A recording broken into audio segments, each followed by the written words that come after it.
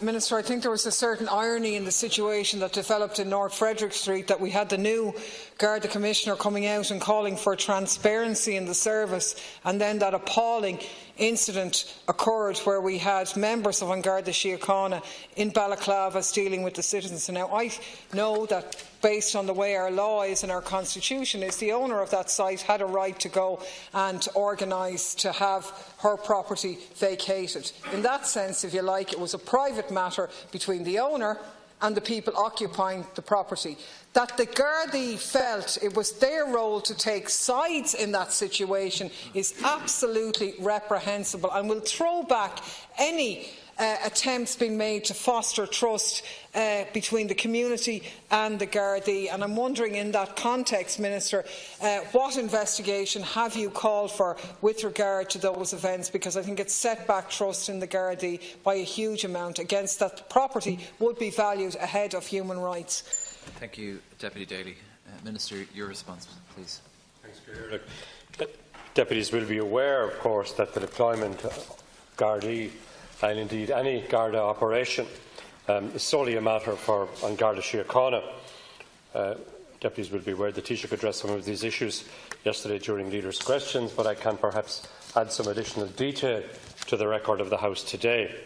The Garda Commissioner has issued a statement on the incident referred to, so we all now have a greater level of clarity about what actually took place.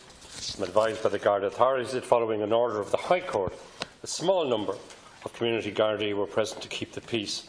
They were present to facilitate a peaceful protest, and they were present to facilitate the enforcement of a High Court order. Gardaí were not involved in the vacation of the premises, which had been illegally occupied. A private security firm acted for the owner of the premises on foot of the High Court order. The law and procedures governing the execution of court orders are contained in the Enforcement of Court Orders Acts and rules of court made under them. Any dispute in relation to the enforcement of a court order is solely a matter for the courts.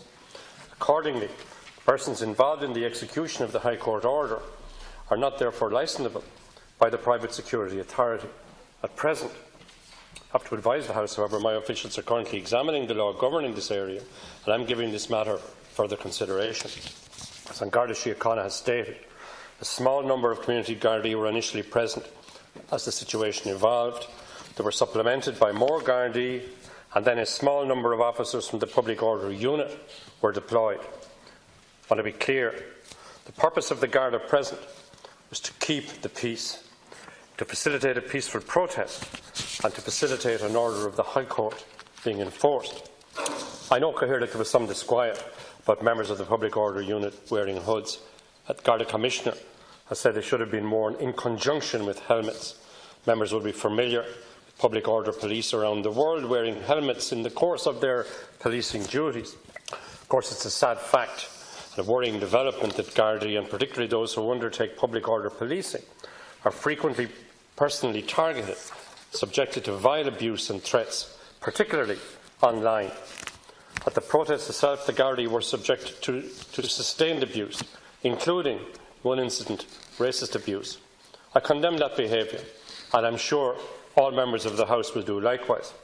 Where behaviour crosses the line into criminality, it may be investigated, but of course it would be preferable if the crime didn't occur at all. I am appealing to those people involved in such protest to recognise that Gardaí simply doing their jobs should not be targeted in this way. This is a message that needs to go out from this House and from all sides of the House, and I would ask colleagues to join me in reinforcing that message. A small number of people were arrested as the protest for public order offences. As these matters are subject to ongoing Garda inquiries, the House would appreciate it would not be appropriate for me to comment on these issues.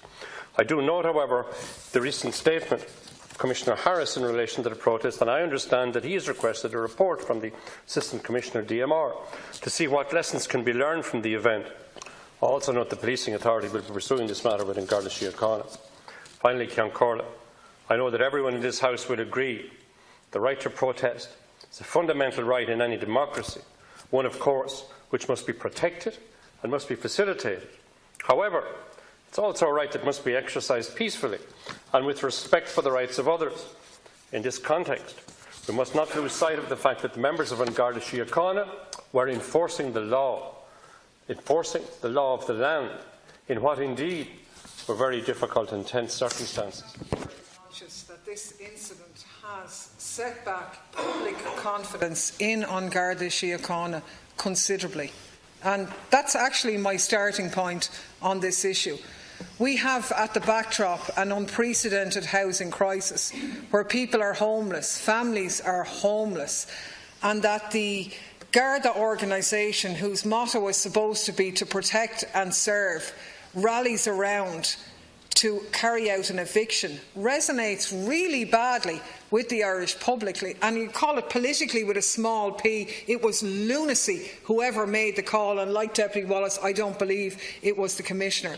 The Minister says the Gardaí were only upholding the law. Well, my neighbour's house was broken into, and they called the guards, and they didn't see one for love nor money. That's their job as well.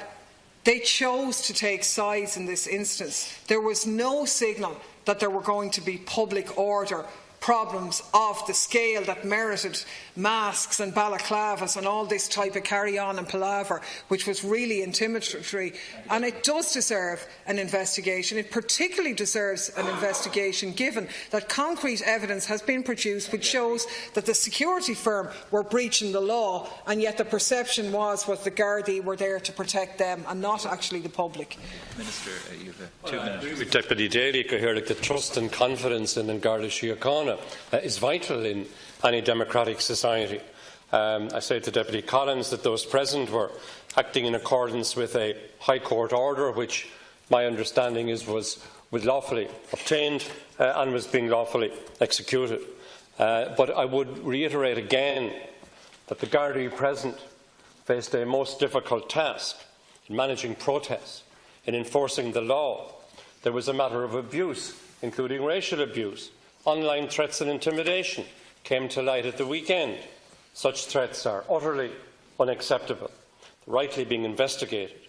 The Gardaí work on our behalf.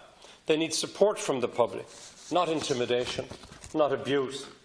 As I've said, Commissioner Harris has made a statement in relation to the protest. I understand he's requested a report from Assistant Commissioner DMR to see what lessons can be learned from the event.